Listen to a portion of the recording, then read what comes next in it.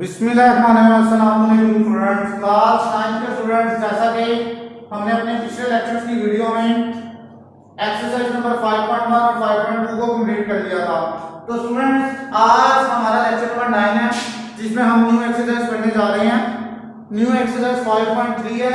तो स्टूडेंट्स, आए हम चलते हैं 5.3 का आगाज करते हैं। उम्मीद करता हूँ आप लोगों ने स्टूडेंट्स 5.1 और 5.2 के तमाम जो क्वेश्चंस घर में होम टास्क जो आप लोगों को दिए थे वो आप लोगों ने कंप्लीट कर चुके होंगे। तो स्टूडेंट्स, लेकिन अभी तक मेरे पास कोई आप लोगों की काम कंप्लीट नहीं हुआ। तो आप लोगों से रिक्वेस्ट है, आप लोग जो भी काम कर रहे हैं, प्रैक्टिस कर रहे हो, तो वो स्कूल में आके वो आप लोग सबमिट भी करवाएं। तो स्टूडेंट्स, आए हम चलते हैं 5.3 की तरफ।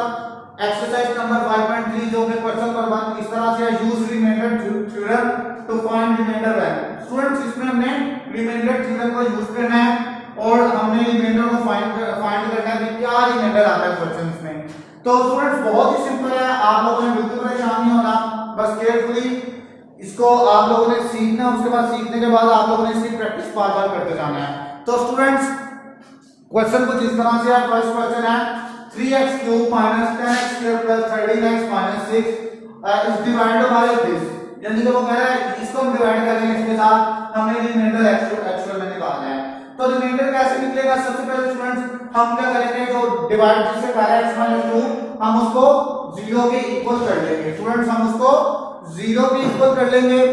अब x minus 2 is equal to 0, जहां से x 2 इक्वल की राइट साइड पर गया तो क्या आ गया, 2 प्लस 2 आ गया।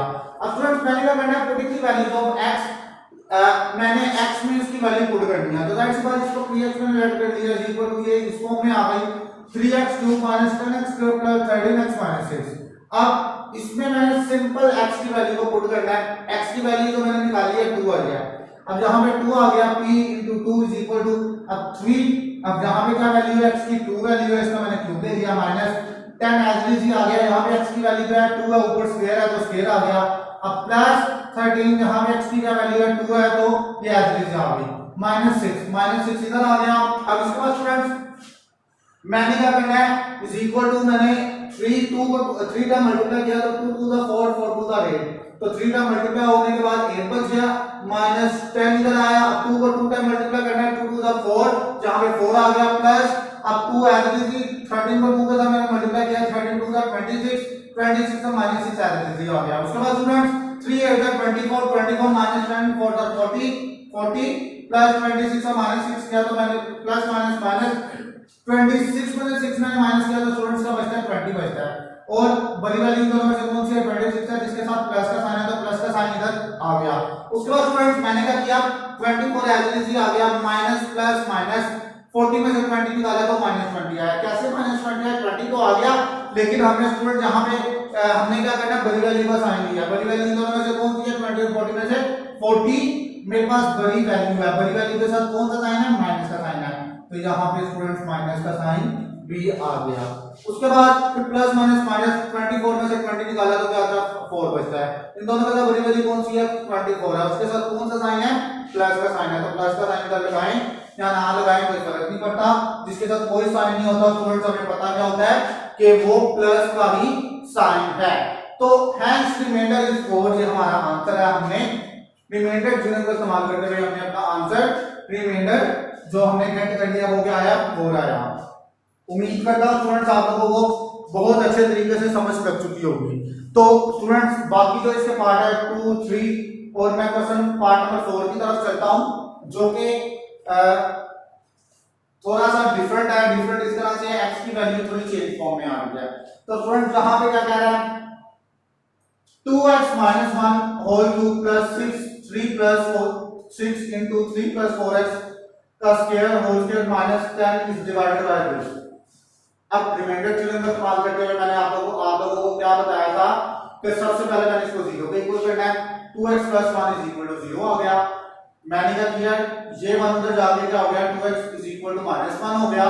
अब x is equal to, जो x के साथ कोई भी वैल्यू होती है, नंबर होता है, वो मैंने आप लोगों को बताया था, वो डिनोमिनेटर ही बनता है। तो मैंने क्या किया, -1/2 आ गया। ओके, -1 ऊपर आ गया, ये डिनोमिनेटर बन गया, 2 बन गया।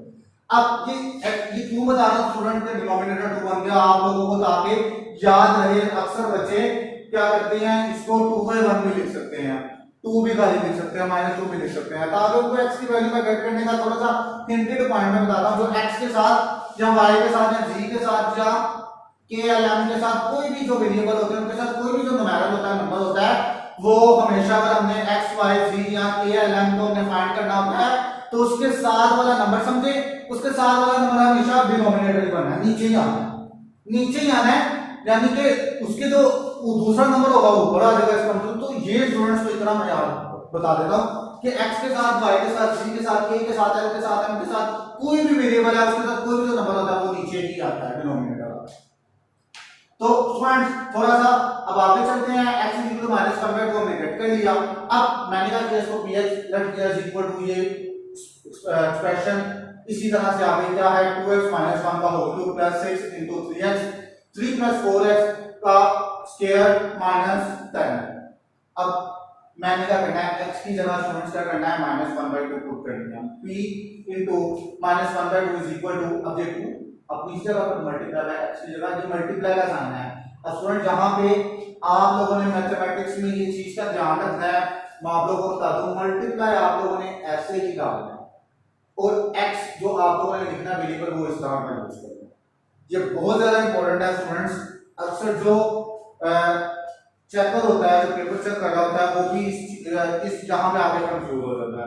अब आप अपनी तरफ से अक्सर बच्चे क्या करते हैं, किया सही होता है लेकिन वो क्रॉस लगा देता है, क्योंकि आपने मल्टीप्लाई का साइन को ये यूज करना है, या डॉट यूज कर सकते हो, ठीक है, यहाँ उसमें ब्रैकेट आ जाती है, लेकिन डिपेंड करता है स्टूडेंट्स के लॉजिक के ऊपर, स्टूडेंट्स किस तरह से उस क्वेश्चन को सॉल्व करता है। देखिए आप लोगों ने ये पैटर्न जो x का लिखने वाला है, आप लोगों ने क्या करना है, ये रॉन्ग पैटर्न है, आप लोगों ने ये पैटर्न यूज करना है स्टूडेंट्स। ये वाला पैटर्न x के लिए आप लोगों ने x को इस तरह से ही लिखना है, ठीक है। मैंने अब क्रॉस भी पहले क्यों इसी तरह से लगाया था कि स्टूडेंट समझेंगे सर ऊपर क्रॉस लगा रहे हैं, क्रॉस वो नीचे उसी तरह मल्टीप्लाई का साइन है, तो इसको मैंने क्रॉस इस तरह लगाया था। तो स्टूडेंट्स आए हम चलते हैं अपने रिमेनिंग क्वेश्चन की तरफ। अब 2 × -1/2 आ गया, x की जगह -1/2 आ गया, मल्टीप्लाई का साइन है, माइनस से 1 एवरेज आ गया। उसके बाद इसका मैंने क्यूब ले लिया, +6 आया इनटू 3 + 4 मल्टीप्लाई का साइन, x की जगह पे देखिए -1/2 आ गया, इसको मैंने स्केल ले लिया। अब -10 आया, उसके बाद मैंने क्या किया, अब ये 2 से कर दिया, ये -1 का 1 ये +1 ये का 1 1 का 1 -1 आ गया, और ये -1 इधर आ गया, इनटू ऊपर क्यूब आ गया +6। अब 3 ये 2 2 का 4 कट गया, 3 अपनी जगह पर प्लस माइनस माइनस 2 1 का 2 तो 2 आ गया, इसका मैंने स्केल ले लिया और -10 आ गया। अब माइनस माइनस प्लस क्या होता है, माइनस माइनस प्लस होता है, तो 1 में 1 ऐड किया -2 आ गया, उसके ऊपर क्यूब आ गया +6 3 में से 2 निकाला तो 1 आ गया, ऊपर स्केल आ गया, और -10 इधर ही आ गया ऐसे। उसके बाद मैंने क्या किया, -8 2 को 3 टाइम मल्टीप्लाई किया। अब देखिए स्टूडेंट यहां पे क्या करते हैं, यहां पे स्टूडेंट से मिस्टेक करते हैं कि वो समझते हैं सिर्फ हमने 2 को ही मल्टीप्लाई करना है। स्टूडेंट्स के बाद आप लोगों को बताता चला जाता हूं कि आप लोगों ने माइनस के साइन को भी मल्टीप्लाई करना है। अब माइनस के साइन को कैसे मल्टीप्लाई करना है, -2 मल्टीप्लाई बाय -2 मल्टीप्लाई बाय -2। अगर मैं 3 का मल्टीप्लाई करके चेक करूं, चले पहले मैं न्यूमेरल को मल्टीप्लाई कर देता हूं, नंबर को 2 का 4 4 का रेट 8 तो आ गया। अब माइनस माइनस प्लस, यहां पे प्लस आया अभी, फिर प्लस माइनस माइनस तो माइनस आ गया, यानी कि साइन भी मल्टीप्लाई हो रहा है। स्टूडेंट यहां पे मिस्टेक कर देते हैं कि साइन को मल्टीप्लाई नहीं करते, तो मैंने क्या किया, -8 इधर आ गया, +6 है, 1 का स्क्वायर नंबर टू टाइम तो 1 ही आता है, प्लस में है ऑलरेडी 1 प्लस प्लस प्लस 1 1 का 1 और जब 1 6 से का मल्टीप्लाई होगा तो वो 6 ही बच जाएगा, फिर -10 फिर माइनस प्लस माइनस 8 में से 6 निकाला तो मेरे पास क्या आया, मैंने ये काम नहीं किया, यहां पे मैंने क्या किया, -8 आ गया, प्लस माइनस माइनस 10 में से 6 निकाला तो 4 आ गया, और इन दोनों के साथ बड़ी वाली कौन सी है, 10 है, 10 के साथ कौन सा साइन है, माइनस का, तो माइनस एज इट इज आ गया। अब माइनस माइनस प्लस 8 में से 4 निकाला तो क्या 8 में से 4 यहां पे बिल्कुल नहीं मिलेगा, माइनस माइनस प्लस 8 में 4 ऐड करूंगा तो 12 आ जाएगा, और उसके साथ माइनस का साइन, तो ये मेरे पास क्या आ गया, -12, इसका रिमाइंडर आ गया, हैंस रिमाइंडर इज -12। तो स्टूडेंट्स ये हमने गेट कर लिया, और उम्मीद करता हूं आप लोगों को students part number question number 1 के पार्ट नंबर 1 और 4 बड़े अच्छे तरीके से समझ लग चुकी होगी, और आप लोगों ने स्टूडेंट इसका पार्ट नंबर जो 5 है वो आप लोगों ने खुद ही करना है, क्वेश्चन नंबर 1 को कंप्लीट करना है आप लोगों ने घर में। होम टास्क में आप लोगों का होम टास्क है और इसकी बार बार स्टूडेंट्स प्रैक्टिस करें। तो उम्मीद करता हूँ स्टूडेंट्स आप लोगों को समझ लग चुकी होगी। मुझे मेरी इस वीडियो से ज़्यादा दीजिए। अल्लाह हाफिज़।